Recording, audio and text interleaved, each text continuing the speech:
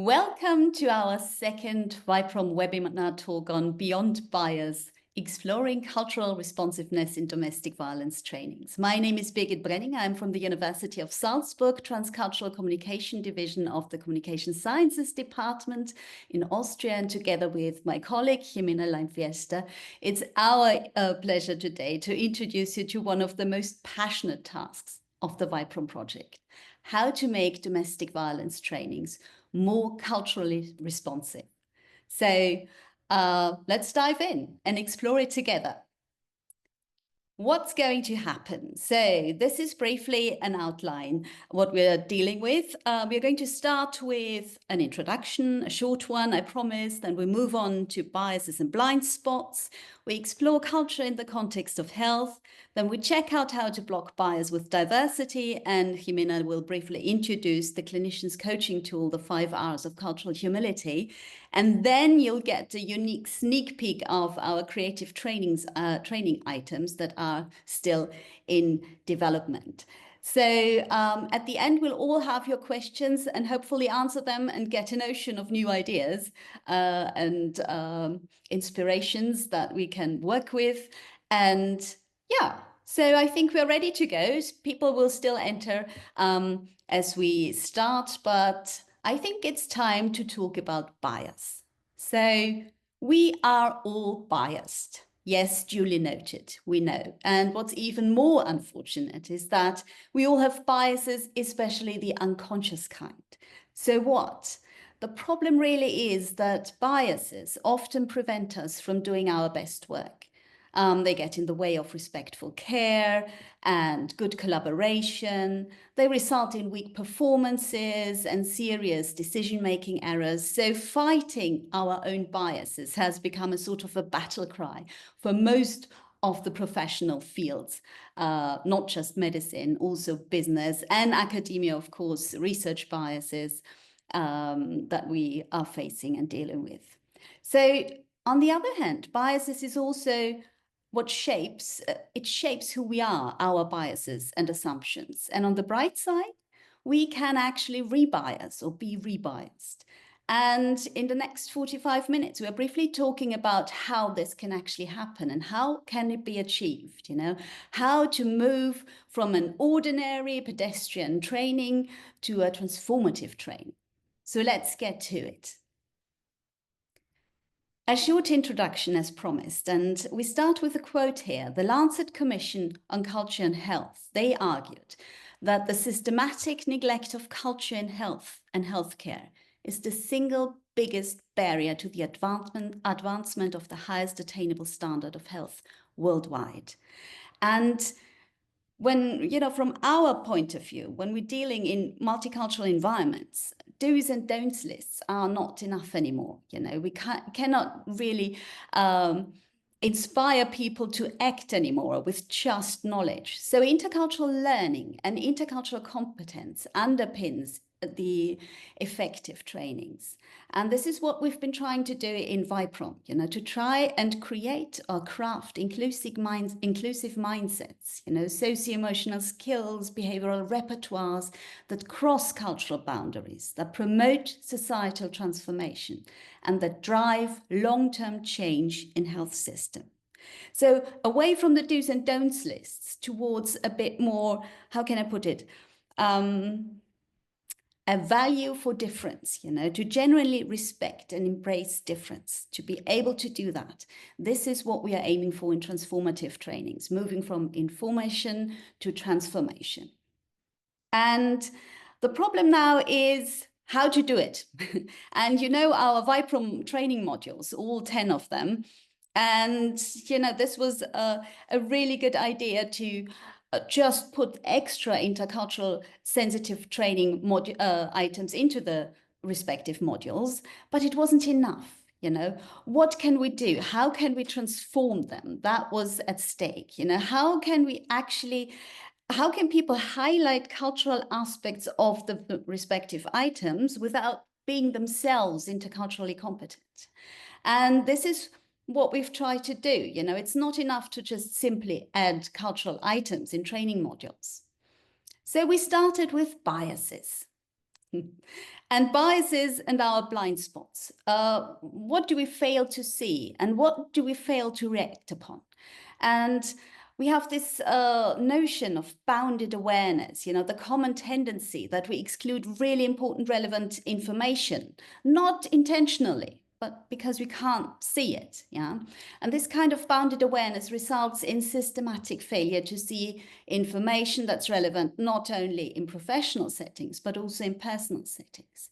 And this is all due to that we humans run about 95% on autopilot, yeah, because thinking is costly in terms of energy regarding our brain.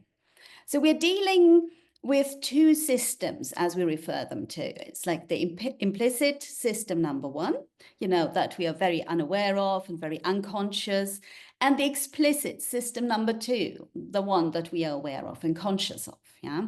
But, the problem really is, or the challenge is that mostly the autopilot initiates only very intuitive, fast, and sometimes very irrational decision-making. So at the heart of many professions was the idea of setting debiasing strategies to work.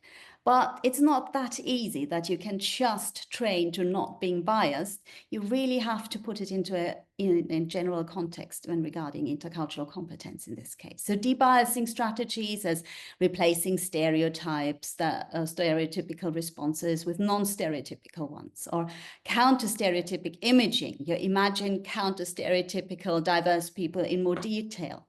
Individuation, attributing more complex feelings, making individuals again. Perspective taking, you put yourself in the shoes of the other to increase empathy, for example, or emotional closeness. And increase contact. You know how people lose diverse contacts because you like to be with people that you're familiar with and that you like, more or less, and that are similar to you. So what is bias exactly? And we know that our brain relies on these shortcuts all the time. We've learned to make quick decisions in order to be effective in everyday life. And bias is then a sort of a systematic error or distortion that we have in judgment, in perception, in reasoning. Yeah, and this leads to skewed judgments. And in our VIPROM module number 8, we actually dedicate some time to and some training items to stereotypes. And Ximena will take over this part, please. So when we look at the process of how do we address these biases that Birgit was explaining recently, it starts with thinking about the way that we think. So it involves slowing down, questioning where our ideas are coming from, because most of our perspectives are shaped by our experiences, but also by the opinions of others around us, and also the things that we consume, the books that we read, the TV, the news that we read. And so by acknowledging precisely that we have biases, we can begin to identify them and how they sometimes might lead us to judge people or situations unfairly. And this is especially important in the context of domestic violence because they can affect the way that we perceive victims and perpetrators, as you can explore in the module 8 of stereotypes and conscious biases. And so the way in which these movie series and everything we consume show us what victims look like, who are the victims, they reinforce stereotypes and very harmful ones, like women being shown as passive or objectified as overly sexual, or thinking what the victim did to cause this violence. So this type of victim blaming and putting the blame on the others is also part of the things and the culture we are surrounded about. And a big example of this is having a hard time identifying men as victims, because the expectations that we have of what it means to be a man can make it difficult for men to report abuse or seek help. They might be afraid of being judged or believed or even being seen as weak. So these type of biases are explored in the training item here and the BBC's Pulse story, and you can find it in the VIPROM homepage for further exploration. But this is why we include a lot of reflection questions on the side. to take a moment to question our automatic responses and assumptions, to pay attention to our reactions and thoughts, and to expose ourselves to new perspectives and to put ourselves in the shoes of others. So when we talk about biases, it's important to understand the different ways they show up in our beliefs, in our attitudes, and our actions. And so stereotypes are generally beliefs about a group, such as, for example, assuming all elder people are fragile or they forget everything, or prejudice that involves personal attitudes, for example, feeling less empathy towards people from a certain racial group or more empathy towards a certain specific group. And then we have discrimination, which is passing from these biases into action. So it would mean like prioritizing the treatment for one group over the other one. And at the end, we also have microaggressions, which are actions sometimes subtle, but often unintentional, like dismissing a patient's pain because of their gender. It's probably just stress. Maybe it's in your head.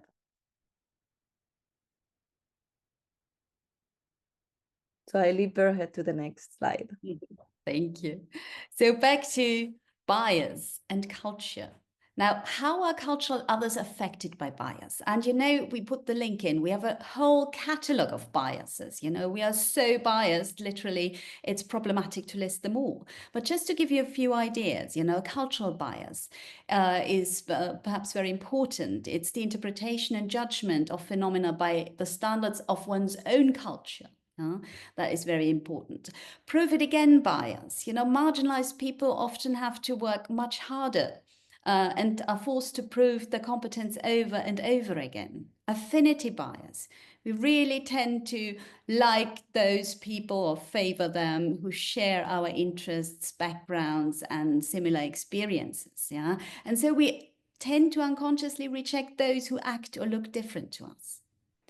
And it's getting worse. You know, research shows, for example, that our brain encodes some people as more human and other people as less human.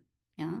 So this is the problem to, you know, discrimination-related neuroplastic changes. They, of course, indirectly affect health outcomes and are most important to bear in mind with. So, as Ximena already pointed out, those microaggressions over the time, they pile up and get more and more and difficult to handle. So bias is a habit. It seems to be a habit, yeah?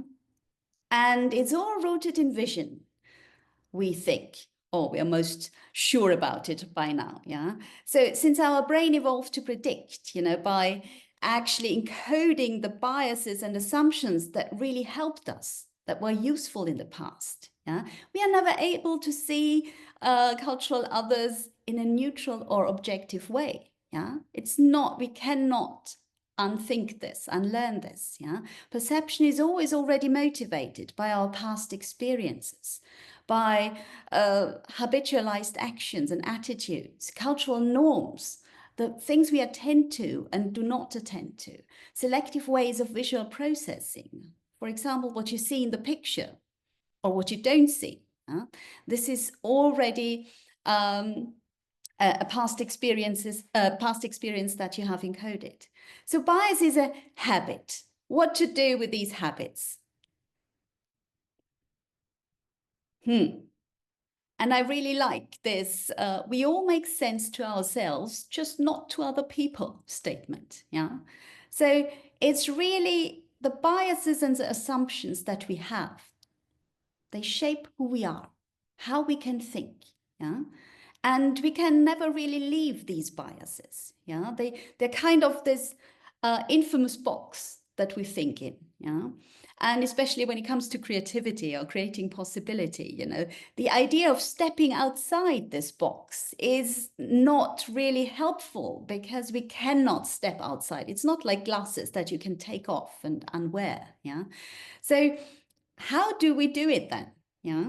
And the key question for our VIPROM project was, of course, how can culturally meaningful and responsive domestic violence trainings be designed?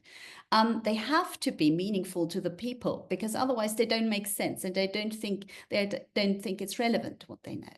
Yeah. So since you can never really leave your box, but you can redefine or find a new box, so to speak. So the do's and don'ts list in when it comes to culture, you know, if you happen to have a patient with this cultural or religious background, then you do this and that. They are not very useful anymore in multicultural societies, because, you know, we have all become very different and very diverse.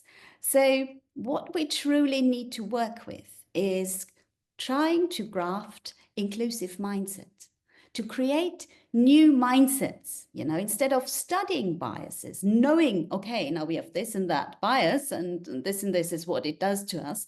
We need to craft these mindsets so that we think, feel, and act differently. This is one of the major challenges we are facing. And when it comes to thinking different, feeling different, and acting different, we talk about bias-conscious healthcare. For bias-conscious healthcare to be fundamental, to be a sort of a paradigm shift, yeah, not just a do's and don'ts list, it has to arise at the intersections of each individual's cultural competence and, of course, of healthcare. So how do we do that? We invite different perspectives to challenge our own attitudes and block biases.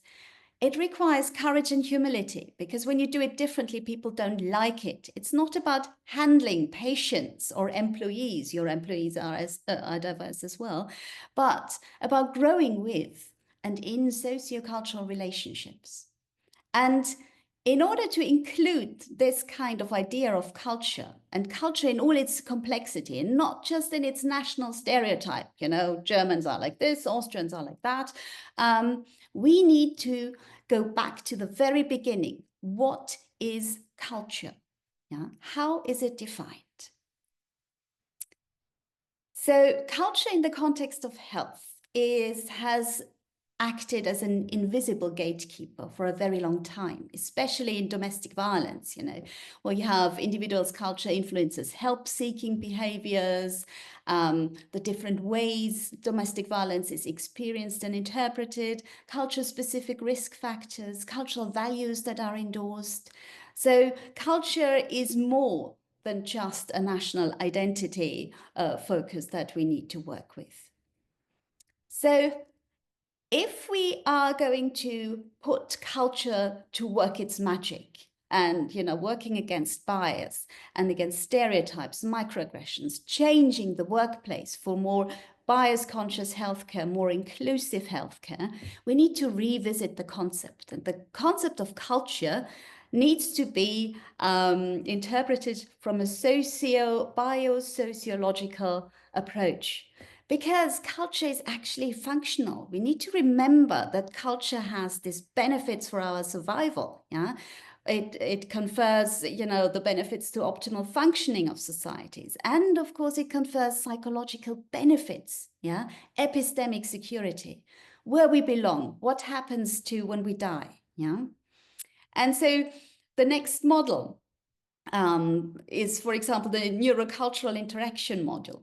And this model shows us how complex it is, that we're not dealing with a purely social or cultural phenomenon, but a biological concept as well.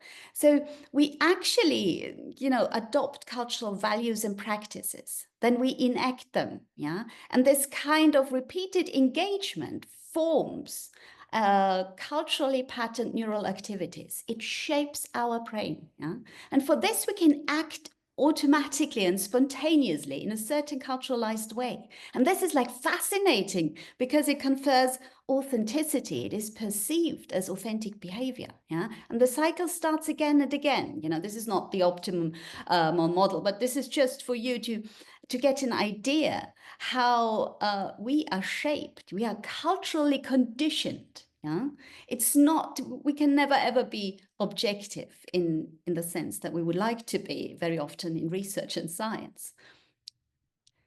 So if we revisit culture and we put it to work in domestic violence trainings in a useful way and not just in a superficial way, we need to frame it or interpret it from this kind of biosocial approach. Yeah, it's a phenomenon of highly dynamic and complexly interwoven meaning constructions, and it's deeply built into our humans' neurological wiring. It's not a thing, culture. Yeah? It is us. It is what makes us us. Yeah, and this is an interpretation, an approach to culture with which we can work with. So changing how we think, act, and feel is we don't see, to recognize that we do not see things as they are. We see them as we are. And I think this is a really beautiful quote that we're dealing with. So in order to put intercultural competence to work and, to result in culturally responsive domestic violence trainings, we have to have an idea that culture is now a biosocial phenomenon, and it's developed. Intercultural competence needs to be developed.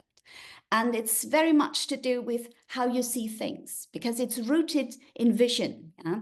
The perceptual differences you have on this, cognition will actually work on what you see, or if you do see it, if you do not see it. Yeah.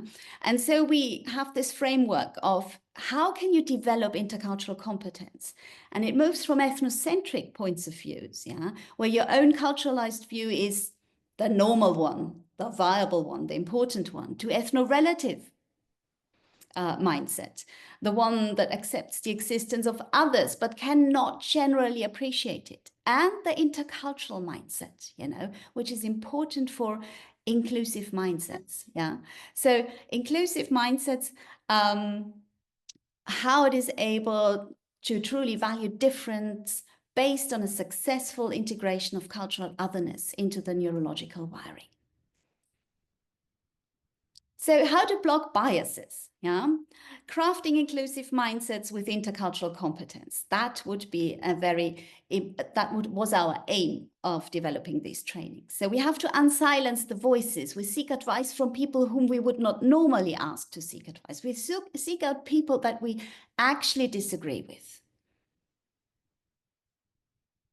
And in your everyday life, this is one good strategy how to get to these different points of view. So seek advice from people you would not normally ask. Know that you will disagree with them and still seek their opinion. Yeah, ask questions and listen to the understandings of others before you make your own opinion known. You can also ask those in the room who are overtly quiet and do not contribute very often. Yeah? And change the order of who speaks when you hold meetings. So it's not always the same people who speak first. And for this, we can use the practice of cultural humility. Cultural humility means that we truly listen and we learn from those whose normal voices are traditionally silenced or dismissed. So using cultural humility is a powerful tool in this process because it helps us reduce the implicit biases that we have. We can build also empathy, and we can also start respecting each patient's individuality. And for this, we can use the 5 R's of cultural humility, which are reflection, respect, regard, relevance, and resiliency. And they guide us in creating a more mindful and compassionate interactions. These principles encourage us to pause, to reflect, to connect with patients in ways that honor their unique experiences and needs. It is a tool that brings awareness to the reality that everyone has biases, especially implicit. But it also gives us a platform to address these biases and becoming more aware of the decision-making and interactions that we have with others.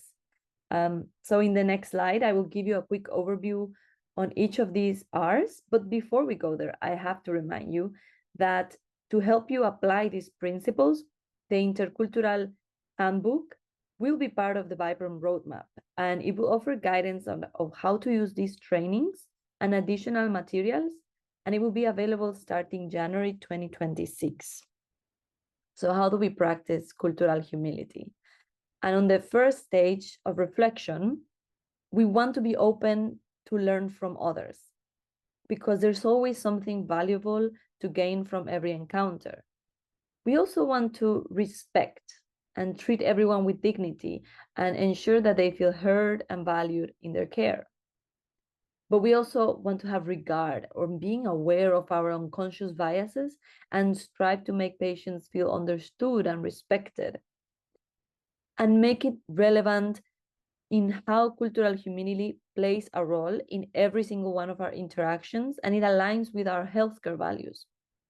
But at the end, it's also important to use cultural humility to build our personal strength and compassion, especially in challenging situations, because we are also learning. And so you can ask yourself these 5 questions to hint and to make you reflect in each moment of how you can be using cultural humility.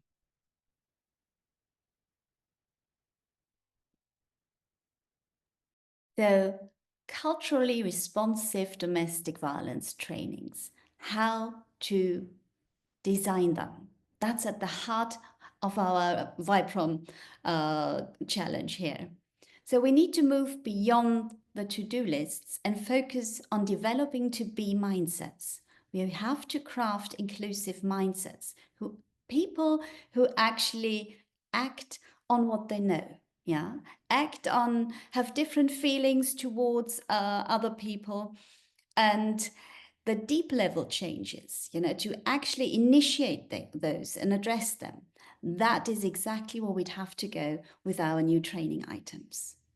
So, cultural responsive. What does it mean? The VIPROM challenge here. Cultural responsivity is the extent to which people can understand, embody, and feel culture and communicate effectively, in multicultural environments. So cultural responsive training design is a real challenge because it has to go beyond this superficial cultural sensitivity that we have had for a long time when it comes to trainings. And it has to address these deep level cultural issues, that we've discussed before in our bio-social approach towards culture. So we are putting together this handbook and trying to see how else could we do it. It's not enough to just add to the existing VIPROM modules additional items that will assess your cultural sensitivity. So this cannot be, we cannot do it in this way. Actually, we need to have people who are able to see the cultural aspect of all the items, to highlight interculturality or to highlight cultural aspects in all modules and items. For this, we need our domestic violence trainers to have a certain range of competence, so from ethnocentric to ethno-relative to intercultural. So only in the ethno-relative and intercultural phase, you are able to highlight certain aspects that are important to culturalized individuals. And only then you can make sense, So we also added an academic article to explain literally what we are doing in a more, to support our point of view in a more research-focused effort to what we are actually up against. So the handbook, as Ximena already pointed out, is going to be available as part of the VIPROM roadmap. This is the idea how to actually do it, how to use VIPROM in the most efficient way. And this is where you will find the intercultural competence for domestic violence trainers handbook as well. And we have brought some sneak peeks for you to show you some items and show you the questions we are actually dealing with, and that should initiate in this reflection exercise. So over to Ximena again. And I'm excited to walk you through this handbook, specifically because This handbook is a comprehensive guide designed to help us navigate these complexities of intercultural competence in the context of DV and healthcare. But it covers a range of critical topics, from understanding power dynamics and biases to fostering inclusive leadership and self-care. What's important for us, it's not just the content, but how we deliver it. We use creativity and multimedia formats to make the material engaging and memorable. But why? Because we think creativity, well, we know creativity breaks through cognitive closure, which is that moment when someone thinks, oh, I already know this, and stops paying attention. So by presenting information in fresh, innovative ways, we keep people engaged and open to new ideas. But creativity alone isn't really enough. We also use storytelling to create emotional investment and affect. Stories have a unique power. They help us connect on a human level. When we hear a story, we don't just process information, we feel it. And this emotional connection helps us build trust and makes the information more relatable. And when we're emotionally invested, we remember better. So stories stick with us long after facts and figures. So let's start by checking out this first item, which is item number 4, and it's called White Gowns, Broken Tongues, and it's a powerful audiovisual poem that offers a glimpse into a survivor's perspective, revealing how personal values shape the experiences of abuse. And afterwards, I will share some questions for your personal reflection.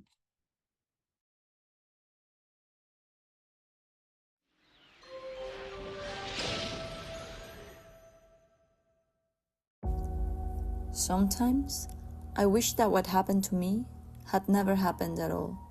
I wish I were this clean slate again, a person who trusts, a person who dreams, not afraid of her medical consultations and their questions. I wish I were brave enough to ask for help, brave enough to run away, brave enough to tell the truth and call the police to say never again. But I know they don't believe me. They see me and see an immigrant. They see him and see a white man, and they think they know the situation. He is the real victim. I must be taking advantage of him. I must be looking for an easy way to stay in this sad and lonely country. I can't trust anymore. I am too weak. I can't bear the questions of why I didn't announce, why I didn't leave. Yet my choices saved my life because I'm still here. Am I not? I did what I could with what I had, and believe me, that was not money.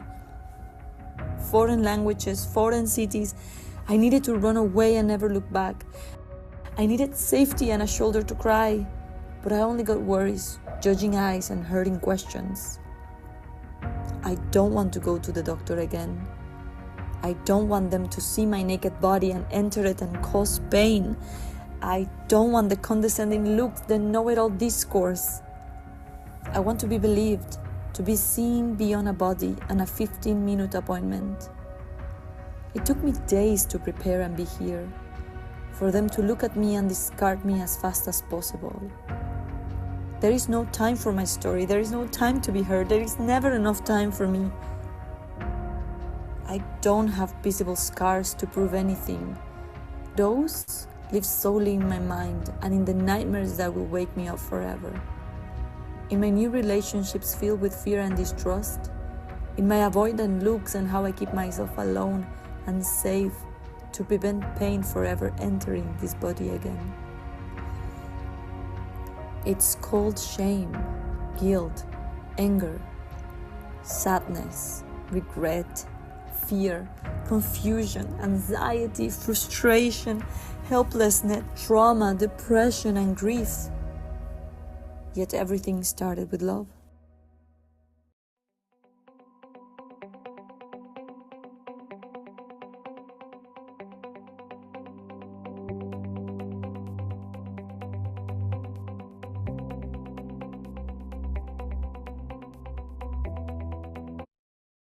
Okay, so we start reflecting with and by yourself, right? The first things is if you can identify her values, right? What effect did this video had on you? What cultural differences you notice in the way the protagonist tells her story? Does she match your idea of a victim? Does her accent make it hard for you to understand or to pay attention? And we also have questions within the handbook. For example, the cultural differences that make a difference in how survivors tell their stories, or how the values that a narrator have can shape her perception of abuse. Instead of being abusive, it can be love, it can be I have to protect them, it has to be about nationalities, right? There is a lot of discourses around of the stories that we tell and the type of victims we believe they are victims. So even then, when we manage to identify the narrators, how does your own cultural values shape the way you view domestic violence and the way we support the victims and the survivors?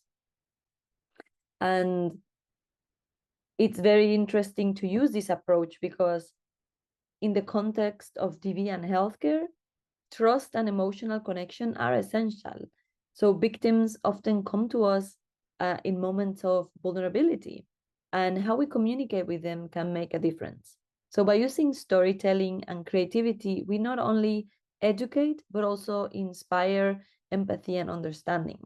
And this approach helps us move beyond biases to create a more inclusive and compassionate environment. So let's check item number 2. Or in this case, the number is 1 because it's first in the list or in the handbook. And this is a cultural reflection exercise, or it's a reflective questionnaire. And it is based on the ethnic root assignment, but it invites us to explore our own cultural backgrounds and how they shape our perspectives. So we start reflecting on where we come from, our tradition, our values, our experiences. And when we gain a deeper understanding of ourselves and how we see the world, this type of self-awareness is the first step towards cultural humility.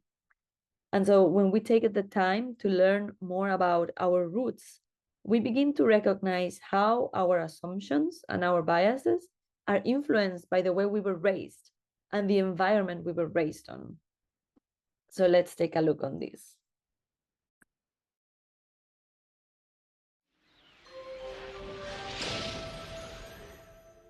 Understanding and respecting different cultures is a good way to learn more about ourselves. So why not try an exercise that makes us more aware of our own experiences from childhood to now? This will help us see our own privileges and challenges. So grab a pen and paper and pause the video after each question to give yourself a moment to think. Where were you born and how has this place influenced you? How long have you lived here? What has brought you here and made you feel welcome?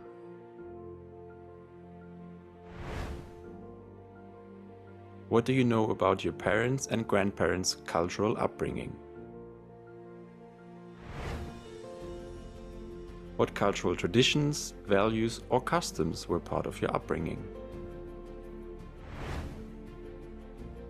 How do these values shape your personal and professional life today? What challenges have you faced and what opportunities have you been given here? Have you ever felt excluded or privileged because of your cultural background, ethnicity, or race?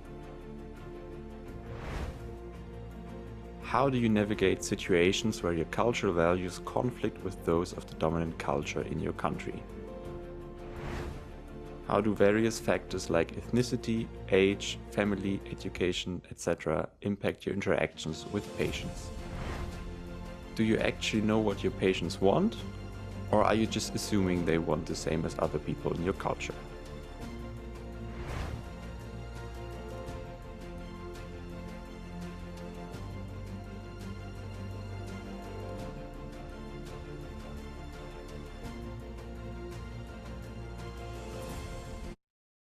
Okay.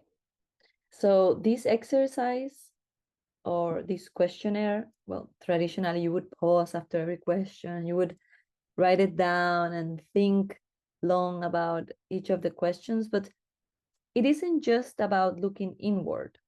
It is about connecting outward.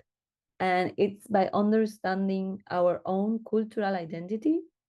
It's when we become better equipped to respect and honor the identities of others. It's a reminder that we're all shaped by our histories, and the diversity is something to celebrate and not fear.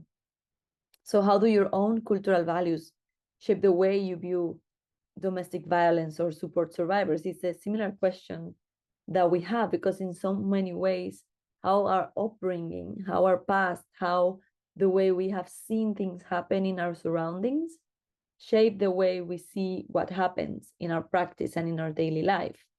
But also how are certain values that we value more depending on the culture we're most from. Do we value more community or individuality? Do we value that people speak up, or do we value that people stay quiet and respect others? It really depends where we're coming from and the type of values that we have and the way we are raised and the type of celebrations that we have that kind of guide our reactions and the way we see the world. And so it's very interesting when we are able to look back our grandparents, our family, the countries they are from, and the countries we end up being, and the mix and match that happens when cultures collide, and the things that we learn from them and the things we leave behind. And so throughout this exercise, it's something valuable to reflect upon ourselves and the history that took us right now here. And because we still have some time, we have a third item that we want to show, and it's called item number 5, and it's about the forgotten victims of domestic violence that tend to be children, right? It's sometimes there's many groups of people that we often don't really mention a lot. We mostly talk about victims and perpetrators, and we mostly talk about specifics and the ones that are most popular, but we often don't mention certain other groups that are also important, that also receive the effects of domestic violence, and that they can translate into generational trauma, that it can translate to the rest of their lives. And so this is a type of a docu-series or a documentary type of item that explores these lasting impacts of domestic violence on children, and it interviews professionals to give their advice in how we can equip professionals with tools to not only recognize, but also to respond with empathy, with flexibility, and with care.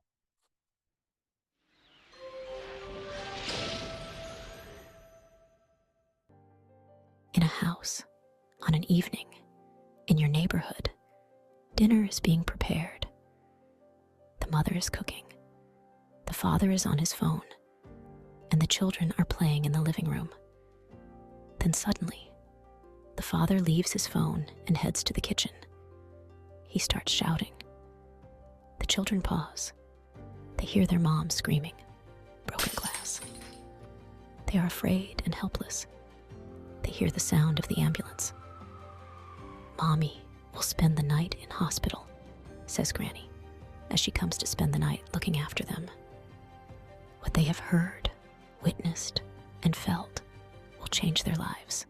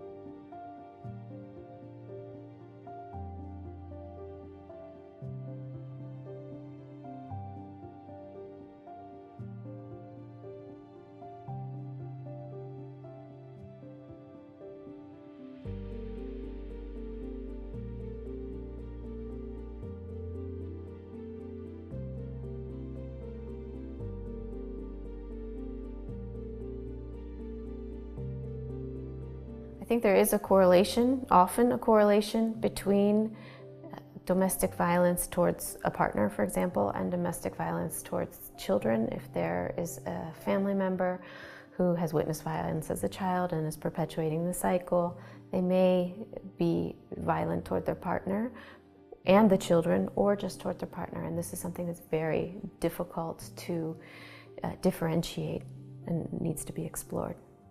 When my son was 14 years old, he witnessed everything. One time I had to start shouting, "Help me," because their father was strangling me and threatening me with a pair of scissors. My son and daughter came running and observed their father's hands on my neck.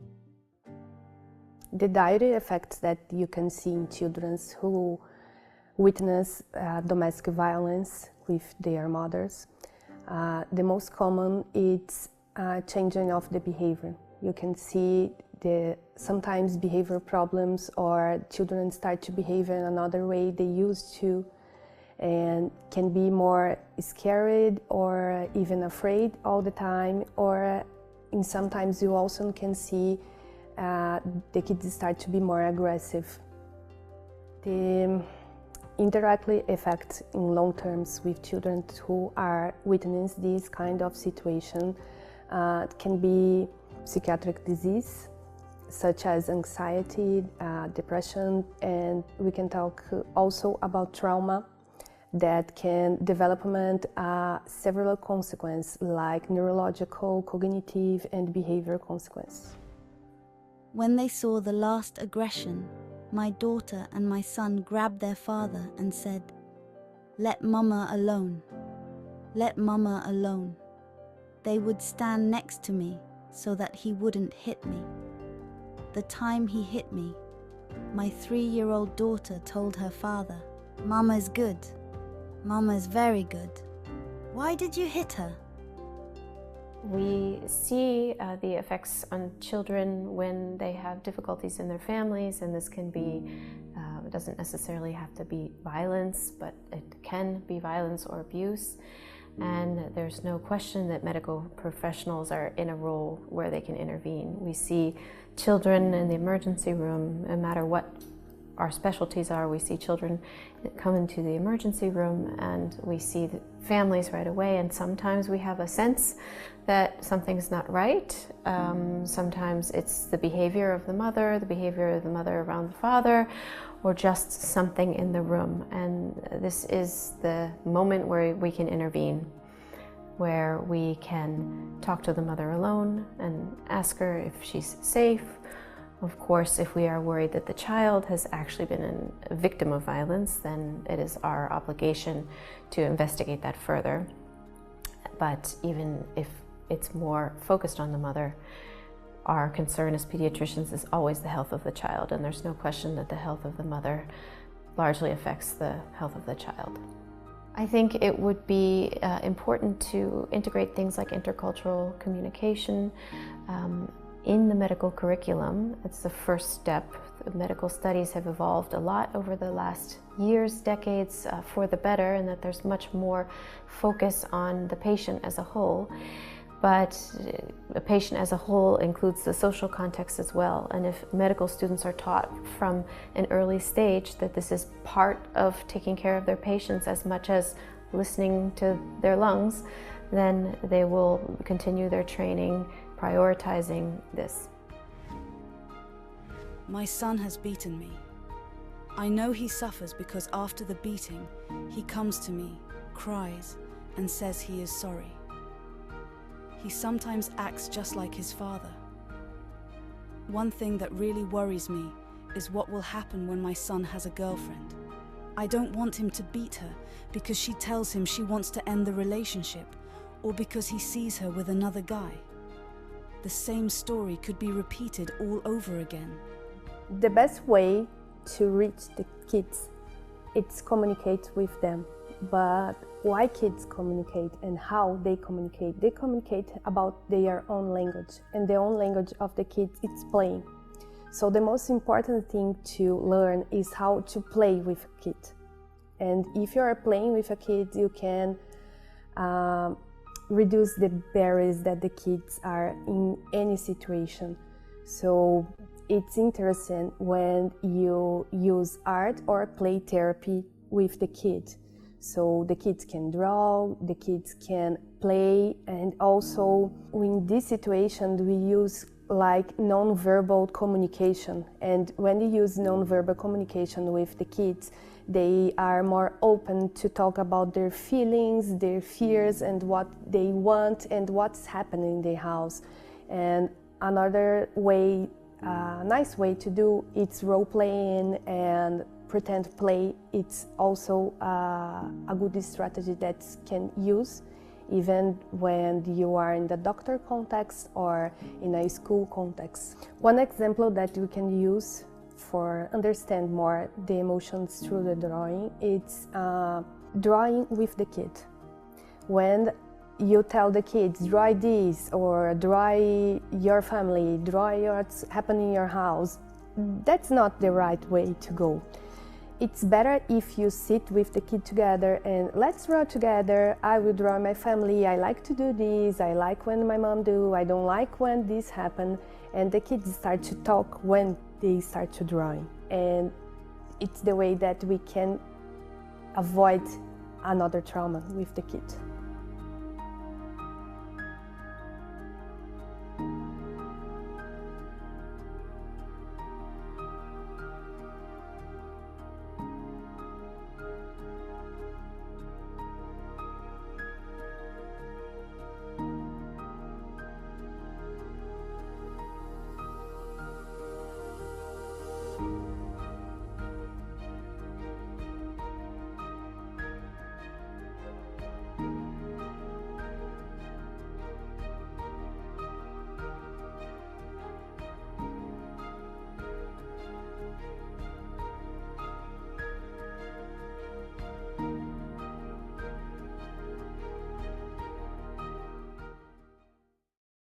Okay, so now that we're back after this last item, you can also start reflecting on your initial reactions, right? Your thoughts on the information. Did you notice anything curious come up in your own self? What are some of the aspects that were most memorable about this conversation? And what are the things that you see that could be useful or applicable in your work? But also, we can also reflect on creating a safe space, right? What does it mean? What is a safe space? And how can we create one when someone wants to share stories of abuse? But also, how can we genuinely show curiosity, and how can we listen with openness when someone from different cultural backgrounds or life experiences or even age or a different gender or a different identity than ours talks to us? And this is part of the training items. And I think we're also very curious to read your questions and your responses, and also to thank you for your time. And we hope you enjoyed it, but we're also happy to answer questions